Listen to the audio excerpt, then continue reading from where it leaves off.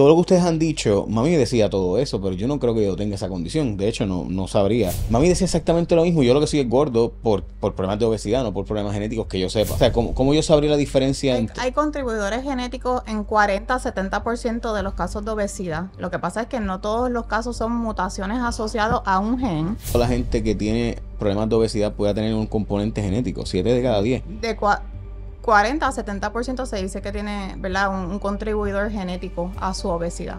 Yo creo que lo importante es que el público entienda que vamos a suponer que uno tenga un componente genético que valdría la pena, antes de hacer una cosa más invasiva como operarse, evaluar la posibilidad de que la obesidad sea genética, porque hoy en día tenemos tratamientos médicos, es decir, medicamentos.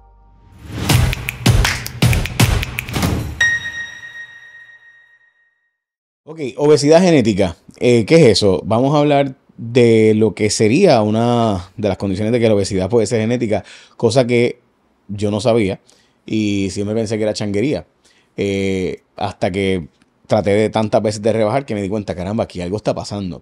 Y por si acaso no, yo no tengo necesariamente una mutación genética, nada por el estilo, pero sí sé que nunca había logrado rebajar ni mantenerme en menos peso, ¿verdad? Un peso relativamente saludable hasta que utilicé medicamentos. Y ustedes saben que yo uso Zepbound desde hace un tiempo ya. Ok, y usé Ozempic, y usé Mounjaro, y usé Wegovy, y bueno, Zepbound ahora. Así que, dicho eso, hoy tengo conmigo a mi productora ejecutiva, la doctora Miriam Alvarado, que definitivamente pues tengo que ya oficialmente contratarla porque ya me he conseguido casi todos los expertos que ustedes han visto que vienen aquí, que son la gente que dice, bueno, esa gente sí que sabe, ella los consigue. Así que gracias, Miriam. We love you very, very, very much. Y por si acaso, digo, uy, porque todos te queremos aquí. Así que, y por si acaso, ella me ha conseguido al doctor Natalio Izquierdo, que es oftalmólogo, pero además es una persona que ha estudiado el síndrome que, honestamente, yo escuché que es Vidal-Bardot, algo así. Bardet-Biedl. Eso mismo, lo que no dije yo. Ok, doctor, gracias por estar con nosotros también. No, gracias a ustedes por invitarme. Ok, por si acaso, si lo piensan, yo lo he visto en algunos sitios que estaba en el canal 13 y tenía un programa por mucho tiempo, así que probablemente lo han visto muchas veces. Y por si acaso, sí, es igual de alto como se ve en el... ¿Cuánto te mide? ¿6'6", algo así? 6'5", sí. 6'5", wow. Ok, ¿nunca le dio por jugar baloncesto? No. ¿Ni voleibol? No. ¿No? Digo, si me preguntan en la calle voy a decir que sí, que jugaba a Río Piedras, pero la verdad es que no. No, ok, nice. Ok, Miliet me dijo que que había que hacer este programa, particularmente porque hay tratamiento para esta condición que es nuevo, que hay una prueba nueva. Básicamente que hay mucho research que se ha hecho recientemente y que en Puerto Rico esto prevalece. Miliet, háblame de esto porque yo honestamente no sabía que había una prevalencia de esto en Puerto Rico. Sí, Bardet-Biedl es una condición genética que afecta muchos sistemas en nuestro cuerpo. Y Puerto Rico tiene una prevalencia bastante alta de la condición. Recientemente, ¿verdad?, cada día pues se estudian más, ¿verdad?, las mutaciones genéticas y ¿verdad?, se han descubierto muchos genes que están asociados con este síndrome de Bardet-Biedl, ¿verdad?, el síndrome de Bardet-Biedl o BBS, como nosotros le decimos. Identificar estas mutaciones es importante porque ya hay un tratamiento para estos pacientes y hay un tratamiento que ataca la mutación que ocurre en ellos. Estos pacientes tienen unas características. ¿Hace cuánto tiempo, Miguel? El medicamento salió al mercado en el 2022. Ok, eso es bien nuevo. Sí, es reciente. Y está aprobado para niños, o sea, para adultos y para niños con ciertas mutaciones genéticas de 6 años en adelante. Son con unas mutaciones particulares. Pero esto es importante, ¿verdad? Porque los pacientes que tienen este síndrome tienen unas características particulares, ¿verdad? Tienen unas características primarias y unas secundarias. Y muchas veces con la presencia de estas características se puede hacer el diagnóstico per se. Ahora tenemos pruebas genéticas que se pueden usar para confirmar el diagnóstico, pero con la clínica de estos pacientes se puede hacer el diagnóstico muchas veces. Y por eso es que, ¿verdad?, el doctor Izquierdo lleva toda su vida mucha parte, ¿verdad? Gran parte de su vida estudiando a estos pacientes por las manifestaciones que tienen, y porque él como oftalmólogo entra es porque una de las manifestaciones más importantes que tienen estos pacientes es ¿verdad? Cambios visuales, pérdida de visión, retinitis pigmentosa, y es una de las manifestaciones que presentan temprano. Y saben, exacto, eso mismo es la pregunta, porque, o sea, es una manifestación desde niño, o sea, es una manifestación que se sabe desde un principio, o sea, si tú tienes esto, se va a saber rápido. Pues no necesariamente ¿verdad? Muchas personas se tardan en hacerse el diagnóstico, pero esto es una condición genética y es una condición que se hereda ¿verdad? De una manera autosómica recesiva. ¿Qué significa esto? Que tú tienes que tener ambos padres, ¿verdad? Mamá y papá tienen que ser portadores de la mutación. Y a mamá y al papá ser portadores de la mutación, hay un 25% de probabilidad que un niño esté afectado por la condición. Así que si ambos papás, por ejemplo, ya se sabe que son portadores de la condición, pues se puede saber que hay una probabilidad de que en ese embarazo, ¿verdad? El niño tenga la condición. Pero no necesariamente, por eso es importante hablar de estos temas también, porque no necesariamente se sabe que la persona tiene la condición desde nacimiento. Muchas veces presentan más tarde cuando tienen pérdida de visión o cuando nacieron ¿verdad? Con el dígito extra, que puede ser en la mano o en el pie. O sea o cuando presentan con la hiperfagia. O sea, no son todos. No, puede ser en las 4 extremidades. Ok. O sea, una persona que tenga, por ejemplo, 24 dedos, uno extra en cada extremidad puede ocurrir. Igual que puede ser uno solo, claro. Y lo más común es en los pies, pero puede ocurrir en las manos también, o sea, un dedito extra al lado del quinto dedo. ¿Y son obesos desde niño Sí. o desde qué edad más o menos? Sí, pueden, en la primera década ya pueden presentar con obesidad. Y eso es algo que es notable, ¿verdad? Son unos niños que tienen hiperfagia, es una cosa que tienen un deseo excesivo de estar comiendo. Y eso, por ejemplo, en la escuela les da problemas también porque no pueden pensar en otra cosa, comer y comer y comer. Inclusive por la noche se levantan, o sea que es penoso porque a veces los padres lo tienen que restringir, ponerle candado en la nevera, en los gabinetes, es bien Es fuerte. que lo que pasa es que a mí todo lo que ustedes han dicho, mami decía todo eso, pero yo no creo que yo tenga esa condición. De hecho, no sabría, tenía que hacerme la prueba, pero mami decía exactamente lo mismo. Yo lo que soy es gordo por problemas de obesidad, no por problemas genéticos que yo sepa. Me sigue, o sea, ¿cómo yo sabría la diferencia entre... Hay contribuidores genéticos en 40-70% de los casos de obesidad. Lo que pasa es que no todos los casos son mutaciones asociadas a un gen. Hay veces que hay más de un gen envuelto, hay veces que hay variantes en un mismo gen, y hay veces que hay lo que se conoce como la obesidad poligenética, que es lo que llaman por ahí la obesidad común. O sea que si hay un factor, puede haber un factor genético envuelto, pero no necesariamente se estudia, ¿verdad? Se han identificado las mutaciones o se han aislado las variantes. Ok, en realidad casi toda la gente que tiene problemas de obesidad puede tener un componente genético, 7 de cada 10. De 40-70% se dice que tiene, ¿verdad? Un contribuidor genético a su obesidad. Yo creo que lo importante es que el público entienda que vamos a suponer que uno tenga un componente genético que valdría la pena, antes de hacer una cosa más invasiva, como operarse, evaluar la posibilidad de que la obesidad sea genética, porque hoy en día tenemos tratamientos médicos, es decir, medicamentos. No, y perdóname, doctor Izquierdo, pero es que la cantidad de gente que se hace la bariátrica y vuelve a engordar es un montón. Que quizás esa persona tiene un problema genético y no lo ha descubierto. Es posible. Es posible, ¿verdad? Y siempre se habla de la predisposición genética en un ambiente obesogénico, ¿verdad? O sea que quizás uno tiene una susceptibilidad genética, pero el ambiente, ¿verdad? Pues hay unas interacciones maladaptativas de la genética y el ambiente de esa persona. Pero obviamente en este caso, pues nosotros cuando hablamos de obesidad monogénica, ¿verdad? Particularmente en un gen, son niños que presentan desde bien temprano en la edad, ya 2 años, tienen hiperfagia. O sea, que no es, ¿verdad? Hay muchos tipos de... ¿Qué hiperfagia? Hiperfagia es lo que mencionó el doctor, que tienen un hambre voraz. O sea, que son niños quizás, por ejemplo, en el caso de BBS, son niños que tienen un nacimiento normal, pero ya luego de que nacen, ¿verdad? En esos primeros meses, primeros años, ya comienzan a ganar peso significativamente. O sea, desarrollan obesidad en la niñez, desarrollan ese hambre voraz ¿verdad? Que menciona el doctor.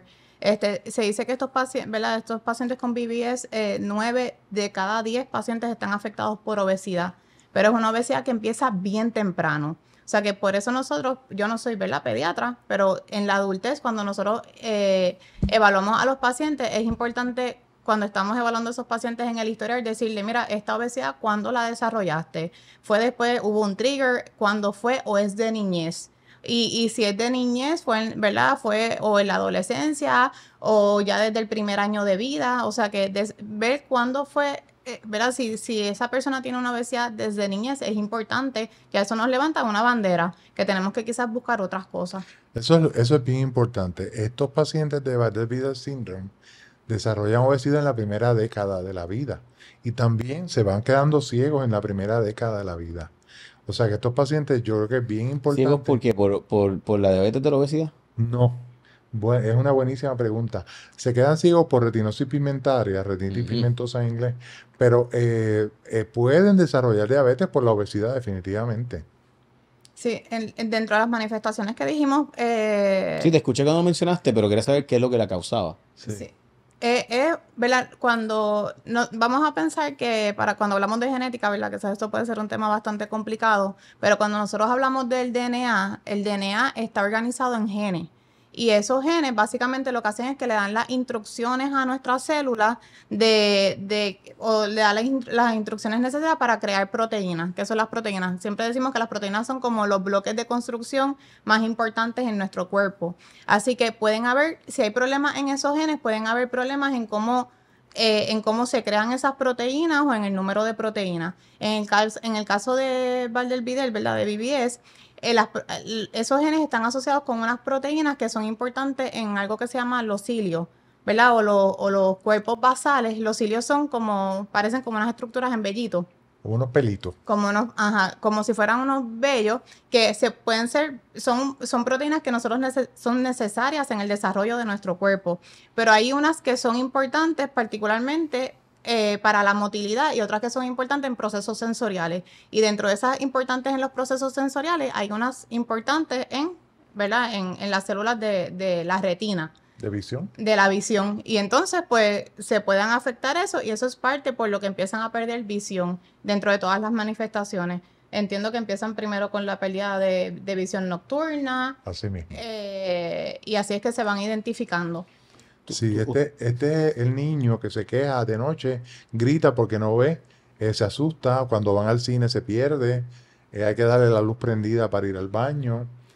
O sea que los padres van notando algunas cosas. Luego van a perder también llegan a lo que se llama visión de túnel, es decir, que están mirando como por un sorbeto. Es como si fuera a ver el parque de pelota y se quedan sin ver las bases.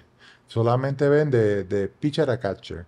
Entonces, para ver hacia acá tienen que virar la cabeza porque tienen visión en túnel y se pueden quedar ciegos. O sea que hay que intervenirlos hasta cierto punto tempranamente. O sea que estos medicamentos evitan que lleguen a que incluso pierda la visión. No, este medicamento particular que estamos pensando que es Imcivree o setmelanotide, pues esto es para que rebajen de peso y de pulgadas, es interesantísimo. Porque a veces como la grasa no pesa tanto, pues dicen, no he perdido peso, sin embargo, sigo perdiendo pulgadas de la cintura o de los brazos. Y es muy interesante, sin embargo, no nos ayuda por ahora, no se ha escrito nada de que ayudan a mantener la visión. Interesantemente, hoy tuve una paciente, por eso me sonrío, de que su retina se ha mantenido estable desde que está usando Imcivree. Y eso me llama la atención, pero todas esas cosas tenemos ¿Ese es el nombre de marca o es el nombre de El nombre de científico? marca. El nombre de marca es Imcivree. ¿Cómo se llama? Imcivree. Ok, nunca lo he escuchado. Setmelanotide. Ajá, setmelanotide en el nombre español. el nombre de Ok, gracias. genérico. Pues ya sé que es semaglutide, tisepatide y esa otra. Setmelanotide es el medicamento, es el primer medicamento que ha sido aprobado para ¿verdad? Para problemas genéticos, o sea, para obesidad genética. ¿Qué es lo que hace el medicamento exactamente? Sí, en parte de como, ¿verdad? Mencionamos que cuando hay anormalidades en el gen de BBS se pueden afectar los cilios, ¿verdad? Como mencioné, pues hay cilios que están envueltos en la motilidad de fluidos en nuestras distintas células y en otros procesos, pero los cilios son importantes para el desarrollo en general. Pero particularmente porque se causa la obesidad en estos pacientes y es porque el gen de BBS, ¿verdad? Es bien importante para hacer que el receptor de leptina llegue a la superficie de las células en el hipotálamo. Así que cuando nosotros tenemos una hormona importante que se llama leptina, que es secretada por el tejido adiposo, y esa es la hormona de la saciedad, que hemos hablado de la leptina anteriormente, cuando se libera la leptina actúa en el receptor de la leptina.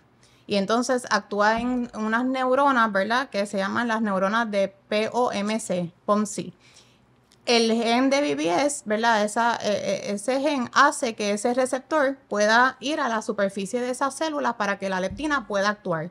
Una vez la leptina pueda actuar en su receptor, hay otros procesos que ocurren, ¿verdad? Ahí está lo que es el MSH, el Melanocyte Stimulating Hormone, y eso entonces estimula unos receptores que entonces son los que nos dicen, nos dicen, mira, estoy lleno. Activan esas señales de saciedad. O sea que estos pacientes de BBS nunca tienen saciedad, porque No. en la práctica la leptina no logra decir para. Nunca. Exactamente. Claro, ¿y cómo hacen para entonces no? Porque imagino que aumentan. Por eso es que cuando hablamos de la hiperfagia, a eso que nos referimos la hiperfagia, ¿verdad? Hace poco vi una analogía. O sea que terminan de parar porque no te cabe más. Aún así sienten hambre. Aún Aunque así. estén llenos, el volumen del estómago esté lleno, ellos siguen comiendo porque es que no tienen, como quien dice, un pare en el hipotálamo que les diga, detente. Eche, bendito. Los otros días yo vi una analogía que me gustó mucho, o sea, y era, ¿verdad? Es como si tú estuvieras en un cuarto con la luz prendida y tú quisieras apagar la luz y no encuentras el switch. No hay switch para apagar la luz. Así que si no hay switch para apagar la luz siempre se va a quedar prendida. Pues eso es lo que a ellos les pasa con el hambre. Tienen un problema en donde esa leptina no puede actuar, no pueden ocurrir los otros procesos después, así que ellos siempre tienen hambre. Por eso es la hiperfagia. Ellos, como mencionó el doctor, ellos siempre tienen hambre, siempre tienen un comportamiento de buscar comida. Si se le deniega la comida, se enojan. Y eso es lo que es, ¿verdad? Ese apetito voraz. Es que han dicho tantas cosas que yo paso, que yo digo, bueno, obviamente no creo que tenga la condición porque no me he quedado ciego, no, o sea, etcétera, etcétera, pero es que escucho tanto eso y estoy seguro que Juan Carlos se siente igual que yo, como que pues eso tengo yo. Pero no, estamos hablando de algo mucho más grave. O sea, esto es algo de verdad que es hambre voraz permanente, todo el como si tiempo. fuera el Cookie Monster. No te deja concentrarte. No puedes concentrarte en nada. De noche te levantas. Y el medicamento, aparte de verdad, de ayudarlos a bajar de peso, como mencionó el doctor, ayudarlos a reducir ¿verdad?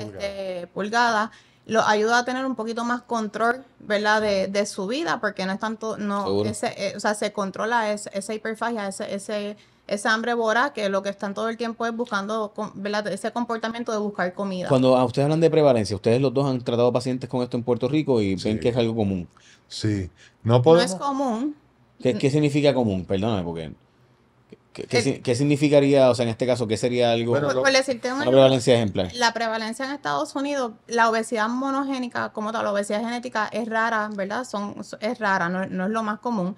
Se dice que la obesidad genética aporta menos de 5% o cerca de 5% de los casos de obesidad. Ujú. En el caso de BBS, en Estados Unidos se estiman que hay cerca de 2.500 personas con BBS en Estados Unidos. En Puerto Rico, pues obviamente nuestra población es menor, pero los estudios dicen que la prevalencia es cerca de 1 en 60,000 más o menos, ¿verdad? Son Sí, los mucho estudios más que en Estados Unidos. el mismo doctor ha realizado, pero esa fue la última prevalencia, ¿verdad? Más o menos 1 en 60,000. O sea, que estamos hablando de que es mucho más que en Estados Unidos. Sí. Es O mucho sea, más. a nivel proporcional. Claro, por Sí, eso han sí. venido hacia acá a hacer el mercadeo. Pero es interesante porque mencionaste uno de los ¿Y genes sabemos que- por qué? Bueno, porque aquí llevamos aislados geográficamente siglos. Sí, no, obviamente las islas tienden a haber ¿verdad? El inbreeding, pero Claro, pero, la consanguinidad, sí. Es muy consanguinidad, importante. inbreeding, consanguinidad en español. Sí, igual Ok. que hay más, ¿verdad? Ya se han aislado más de 20 genes asociados con BBS. Y en la población de Puerto Rico, pues hay unas mutaciones que son más particulares de nuestra población. Y también depende del pueblo, por ejemplo, el BBS9 en el área de Naranjito, el más frecuente es BBS tipo 1, o sea que en Puerto Rico tenemos como 4 de los 20 tipos. O sea que definitivamente es algo bien importante, pero yo quería hablar un poco sobre lo que tú mencionaste, la POMC. Ujú. Y es bien interesante porque este medicamento Insibri también está indicado para pacientes que tienen mutaciones en ese gen del POMC que también lleva a la obesidad. Y interesantemente, hace poco diagnostiqué una paciente que la noté que era obesa, que iba a ir para cirugía y le hicimos el diagnóstico y pues candidata a ese tipo Candidata. de medicamento. Así que detuvimos la cirugía temporariamente. Sí, Cirugía de los... No, cirugía de obesidad bariátrica. bariátrica. sí, el medicamento está aprobado para ¿verdad? Tiene 4 indicaciones, que es el BBS, el POMC, para deficiencia de receptor de leptina, no de deficiencia de leptina, sino ¿verdad? Mutaciones en el receptor, y el PCSK1, que también es un gen que juega un rol importante también en el hipotálamo, en esos procesos de llevar las señales de saciedad. Sí. Ok, ¿y este medicamento podrá funcionar para otras personas que tengan otras condiciones relacionadas con la obesidad? No se ha estudiado Aún todavía. no se está No. estudiando, no, aún, ¿verdad? No está indicado. Ahora No, mismo no, no pero está indicado, pero, ¿verdad? Puede ser que... presumo que off-label alguien lo habrá tratado. Sí, por eso le pregunta. O sea, hemos sabido de algún otro, porque Ozempic se hizo para la diabetes y terminó utilizándose para otras cosas. O sea, por eso pregunto. Definitivamente algunos medicamentos se usan off-label, de acuerdo a O sea, mi punto es si se está estudiando para ver si puede quizás a trabajar en otras Sí, puede condiciones. ser que en un futuro Sí. salgan otras indicaciones, Sí. igual que logren, ¿verdad? Otra terapia para unas mutaciones más allá que el medicamento per se no puede actuar, ¿verdad? Este gen es un agonista, estimula los receptores de MC4, de melanocortina 4. Pero quizás si el problema es en el receptor, pues quizás el medicamento no funcione per se. De hecho, mutaciones en el receptor de MC4 son es la condición genética más común que se O sea, reporta, ¿verdad? básicamente que no tiene dónde recibir la leptina. O sea, no tiene dónde. O sea, el guante no está cerrado. Sí, esto es como Un si guante fuera... de pelota, pero está cerrado y no permite que entre la bola. Exacto, y ¿verdad? Cuando se estimula ese receptor de MC4, por ahí es que entonces van todas las señales para indicar que hay saciedad, estoy lleno, voy a bajar la ingesta calórica, va a aumentar el gasto energético. Pues básicamente pueden haber mutaciones en todos los genes que están ¿verdad? Básicamente en esa ruta. Y pues el medicamento, ¿verdad? Este medicamento, semelanotide, actúa ¿verdad? Ahora mismo cuando hay déficit del POMC o el PCSK1. Y entonces, aparte de eso, pues el BBS, ¿verdad? Que está también indicado. Veo. Ok. Entonces, usted, doctor, mencionó que el medicamento también logra bajar pulgadas Sí, más allá del peso, sí, porque en realidad son personas que tienen un tejido adiposo considerable. exactamente. Tienen So, obesidad truncal, que mayormente que es en la barriga, como quien dice, y entonces tienen mucha grasa, ¿verdad? Entonces la grasa no pesa tanto como pesarían los huesos o los músculos. Así que siguen rebajando de pulgadas porque siguen rebajando grasa, tejido adiposo. Y ellos lo notan porque lo notan en la ropa, seguro. ¿verdad? También los endocrinólogos en ese sentido ayudan mucho, los especialistas también en obesidad, porque hay ciertas pruebas que se pueden hacer para ver cómo ha sido ese cambio. No es solamente el peso, sino que hacen ese cambio, doctora, que tú quieres añadir de eso. Sí, no, básicamente cuando se empieza el medicamento, pues uno puede seguir, aparte de seguir el peso, seguir el porciento de peso, ¿verdad? Uno puede medir la respuesta en circunferencia abdominal y se puede siempre medir el análisis, ¿verdad? Hacer un análisis de composición Exacto. corporal. Yo creo que, ¿verdad? Aparte de quizás que nos ha tocado un poquito son las otras manifestaciones que estos pacientes pueden tener. Definitivamente, pues el componente de la obesidad truncal, que es como se llama, ¿verdad? Que es cuando hay obesidad abdominal y en el tronco, pero no en las extremidades, es importante porque eso, ¿verdad? Eso lleva a otras complicaciones como hipertensión, diabetes. Estos pacientes, 45% de estos pacientes pueden desarrollar diabetes.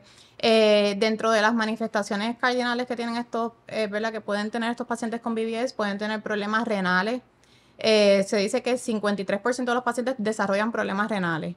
Estos pacientes pueden tener, aparte de los problemas en la visión, pueden tener también la polidactilia, que es como dijimos el dedito extra, pueden tener problemas genitales también dentro de las manifestaciones.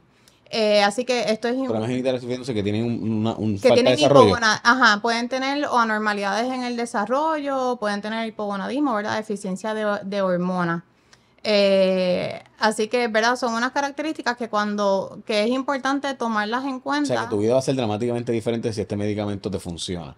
Porque imagínate todos los cambios que puede tener. Este medicamento como tal lo que ataca es el componente de obesidad que tienen estos pacientes y la Y hiperfagia que tienen estos hiperfagia. pacientes. Sí, pero la verdad es que lo mismo que, pero de nuevo, yo soy ignorante, ustedes son los expertos, pero o sea, Ozempic o Mounjaro o Zepbound y Wegovy son para algo, pero ayuda, o sea, el bajar de peso te ayuda con tantas otras condiciones o con Claro, tantas otras, claro. ¿verdad?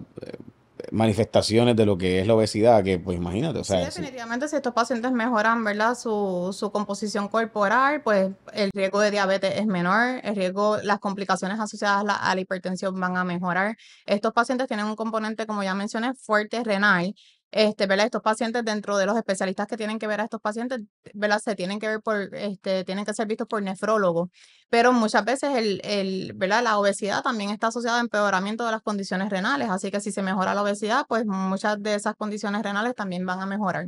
Yo trato de estudiar este tema de la obesidad por razones de entenderme a mí principalmente, pero para entender lo que está pasando en mi cuerpo y demás, y yo nunca he escuchado este medicamento. O sea, es por eso, porque no hay... Es relativamente nuevo, por eso no lo Sí. había escuchado. Y además al principio la indicación pues venía solamente para el síndrome de Bardet-Biedl. Luego, pues como tú preguntaste ahorita, se han ido añadiendo otras indicaciones. Y por eso es relativamente nuevo y por eso se desconoce un poco.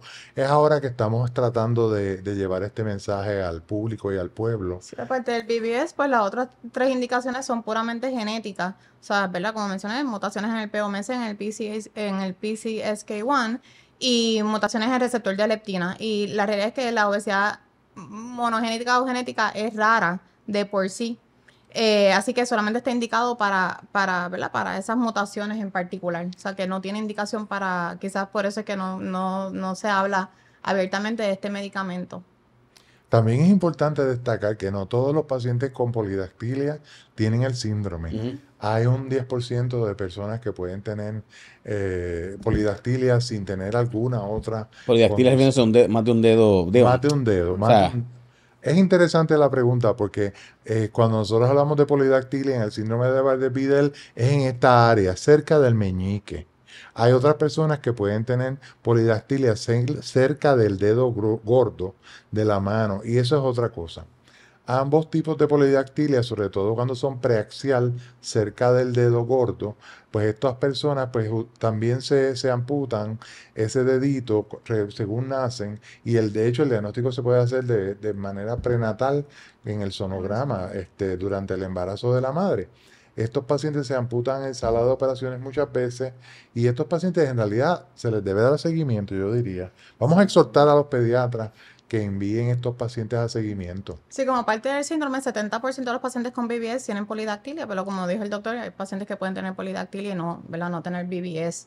Ellos también, los pacientes con BBS, pueden tener otras manifestaciones, aparte de las manifestaciones que hemos mencionado, creo que es importante, ¿verdad? Tocar que estos pacientes, un componente, más del 50% tienen problemas cognitivos, o sea, tienen problemas, ¿verdad? De aprendizaje. Dentro de otras manifestaciones quizás, ¿verdad? Que son las manifestaciones que consideramos secundarias, pues pueden tener desarrollo, o sea, retraso en el habla, retraso en el desarrollo, pueden tener problemas ¿verdad? De olfato, por problemas, ¿verdad? En el bulbo olfatorio también, problemas de desarrollo. Aparte de tener un dedito extra, pueden tener los dedos, unidos, ¿verdad? O pueden tener deditos, bien, como más cortitos de lo normal. O curvo, clinodactilia. Ujú. O Yo sin dactilia, que es cuando o están- sin dactilia, que son que los son los unidos. deditos que parecen como patitas de cangrejo, son curvos, no por artritis, nacen así. O sea que eso también es importante, ¿verdad? Sí, que son como, ¿verdad? Básicamente esto es como si uno está viendo un paciente que uno, ¿verdad? Que uno vea más de una manifestación, ujú. ¿verdad? Que debe levantar bandera. Porque quizás no son, ¿verdad? No son pacientes que nosotros vemos mucho, ¿verdad? Yo no te puedo decir que tengo un montón de pacientes Sí, con sí, BBS, sí, pero pero el es punto es importante que, identificarlo. exacto, cuando nacen, desde entonces quizás viene el ortopeda, le va a hacer amputación y ya. Entonces Ujú. no se enteran de que hay ahora muchísimas otras alternativas como esta, por ejemplo. O Sí. sea, alternativas para evitar que esa persona desarrolle los peores rasgos de la condición, ¿verdad? Yo diría que en general, ¿verdad? Para el pueblo en general y para los médicos también, cuando un paciente tiene más de un sistema afectado, por ejemplo, tiene un problema de los dedos extra, además tiene obesidad, además tiene problemas de visión nocturna, pues debemos ir pensando ya en un síndrome. No es una cosa aislada. Lo que tenga raras veces un niño va a tener dos cosas diferentes, dos síndromes distintos. Usualmente es una manifestación como yo lo compararía con un árbol que también tiene fruta. O sea, no todos los árboles tienen frutas, ¿verdad?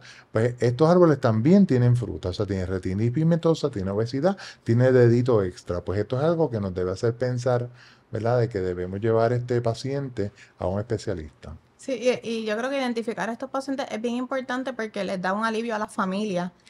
Cuando uno ve las historias de estas familias, los papás se sienten bien culpables. O sea, se sienten culpables. O sea, que identificarlo, que, ¿verdad? Que hay un problema genético, una mutación conocida, les da un alivio, ¿verdad? Y les quita un poquito de esa culpa. Además de que es importante para poder aplicar las guías de seguimiento y cernimiento para estos pacientes. Si nosotros tenemos un paciente que quizás estamos sospechando que tiene BBS, pues mira, vamos a hacerle un estudio renal para ver los riñones, ¿verdad? Vamos a ir haciendo pruebas de cernimiento para las otras condiciones que nosotros sabemos que pueden ocurrir. Bien importante con BBS es que no todas las personas manifiestan igual. Hay distintas mutaciones y todas tienen distintas penetrancias. O sea que en alguien a lo mejor dentro de una misma familia puede tener manifestaciones bien leves y otra persona más severa. O sea que no todo el mundo va a tener las mismas manifestaciones y de la misma severidad. Hay personas que tienen ¿verdad? Sintomatología o características mucho más leves. O sea que en un mismo árbol hay frutas de diferentes tamaños. La penetrancia puede variar de un hijo al otro, aunque los dos tengan la misma condición. Eso es bien importante porque a veces uno ve la familia y uno mira para el lado y dice, déjeme checar al hermano, a ver si tiene lo mismo y a veces uno lo encuentra. Es interesante también lo que mencionaron hace poco y yo quisiera traer a colación porque estos niños muchas veces la culpa de los padres también está en que también reciben, como dicen en el argot, ¿verdad? Buleo, ¿verdad? Hay un cierto hostigamiento de los maestros, inclusive de algunos médicos que le dicen, es que tú le das mucha comida a este nene, Seguro. por eso es que está tan gordo. Pero es que el nene en realidad tiene hiperfagia. A veces el nene lo busca. Yo recuerdo un compañerito mío en el colegio que le decían pastelillo porque guardaba los pastelillos en los bolsillos. Siempre tenía hambre. Pues este niño que tiene hiperfagia verdaderamente es un caso que uno tiene que asesorar a los padres. Esto es una condición genética. Vamos a darle tratamiento. Y este nene no puede controlar el hambre. Sí, y hay otros, ¿verdad? Los tratamientos convencionales que nosotros utilizamos para manejar nuestros pacientes con obesidad, puede ser que algunos funcionen en estos pacientes, pero pueden ser que otros no funcionen en estos pacientes. Definitivamente, controlar la ingesta calórica es un factor bien importante, ¿verdad? En estos pacientes con BBS, pero a lo mejor la cantidad quizás el método tradicional que vemos con una nutricionista, una dietista, pues quizás hay que implementar, por ejemplo, darle comida a estos pacientes como si fueran medicamentos a una hora específica. Eso es algo que se promueve con estos pacientes. O sea, que pueden ser que los métodos, ¿verdad?, que usualmente usamos con otros pacientes sí funcionen, pero puede ser que no. Si quiero hacerme una prueba del BBS, ¿cómo la consigo? Ve a mi oficina y yo te la hago. No, yo, o sea, cualquier paciente. Hay Cualquier unos persona. paneles, o sea, las pruebas genéticas ya hay, ¿verdad? Ya se están haciendo hace un tiempo atrás Sí. y se hacen dentro de unos paneles de mutaciones para obesidad genética. Ok, Definitivamente esto se le hace a todo el mundo. No. no se le hace a todo el mundo, se le hace a un paciente con una sospecha que pueda tener una obesidad genética. Y definitivamente, como mencioné, hay más de 20 genes que se han identificado que pueden estar asociados a BBS, pero hay un 20 a un 30% de los pacientes con BBS en donde no se ha identificado la mutación. O sea que si por eso es que decimos que con BBS particularmente, uno puede hacer el diagnóstico clínicamente. Sí. O sea, uno puede confirmarlo con la mutación, pero se puede hacer definitivamente con la clínica de ese paciente. Sí, eso es importante porque los pacientes que tienen Bardet-Biedl o que tienen familiares con el síndrome de Bardet-Biedl pueden ir a la oficina y si tienen un diagnóstico clínico ya se les puede empezar tratamiento. Los otros, pues hay que hacerle la prueba genética para confirmar, por ejemplo, el POMC, para confirmar y si la mutación es bialélica, es decir, que tiene las dos copias, una de papá y una de mamá, pues entonces esos pacientes se les puede dar el tratamiento. Sí, todos los pacientes, igual que BBS tiene sus características, todos las otras mutaciones también tienen unas características particulares, ¿verdad? En el caso de los pacientes con POMC, se puede ver en lo que es una crisis adrenal, usualmente tienden a ser bien, de piel bien pálida, algunos tienen pelitos rojos, ¿verdad? Por la falta de melanina. Así que, ¿verdad? Todas tienen unas particularidades. Así que cuando uno ve un paciente, pues uno ve esas características, el historial, un historial definitivamente de hiperfagia, de una obesidad desde bien temprano, de esos primero o segundo año de vida, nos tiene que levantar bandera que tenemos que quizás, ¿verdad?, pensar en algo genético. Yo creo que estamos también a entender que estamos en el umbral de una nueva medicina. Y esta medicina nos demuestra que muchas veces podemos hacer los diagnósticos a nivel genético para que estos pacientes puedan tener un mejor servicio y tengan más variedad en el espectro de los tratamientos que podemos darle. Creo que lo he resumido ahí. Básicamente, si mi hijo o se de un niño o se de una persona que está teniendo, ¿qué condiciones? Un dedo extra que le cortaron, una obesidad, o sea, un aumento de peso sustancial que siempre dice que tiene hambre y no puede controlarse. De la niña. Exacto. ¿Qué más? Que hayan nacido, ¿verdad? Con un dedito. ¿Un dedito extra o pegado? O, Sí. o puede ser o curvos o deditos pegados o más cortitos, pero dentro de las características clásicas es el dedito extra, que puede ser en la mano o en los pies, como ya mencionamos. Que se va quejando de que se le está perdiendo la visión o tiene visión de túnel, que no ve bien de noche. Que tengan problemas renales, problemas de aprendizaje. O problemas hormonales, en el caso de los varones es más obvio el hipogonadismo, ¿verdad? Y las niñas pueden tener también problemas con las reglas. O sea que verdaderamente que esto es multifactorial, pues debemos sospechar este síndrome en Puerto Rico y hacer los estudios genéticos para ayudarlo. Y en este caso que usted menciona, esta chica que fue su paciente y que iba a hacerse la bariátrica y no sabía que tenía la condición, cuando se enteró, ¿cómo reaccionó? Pues ellos, en realidad yo digo que se derrumban. Se derrumban cuando tú les das las respuestas. Pero hasta cierto punto, cuando esta semana la vi, estaba muy contenta de que podía empezar el tratamiento. Porque estas personas que son obesas reciben mucho hostigamiento. Y le dicen, tú estás gorda porque comes. Mira, verdaderamente hay que ser más considerado y decirle a estas personas, mira, ¿qué está pasando? Vamos a hacer una evaluación. Yo esta semana la encontré muy feliz y su esposo dispuesto a apoyarla en esta búsqueda de un tratamiento nuevo. Brutal. Me encantaría conocerla. Si ella está disponible, me gustaría tener la conversación con ella, así que me avisa. Se lo digo. Doctora, gracias. Doctor, gracias. A ustedes por recibirnos. Al contrario, gracias a ustedes y por todo el conocimiento. De verdad que desconocía todo lo que me enseñaron hoy. Gracias. Generalmente gracias.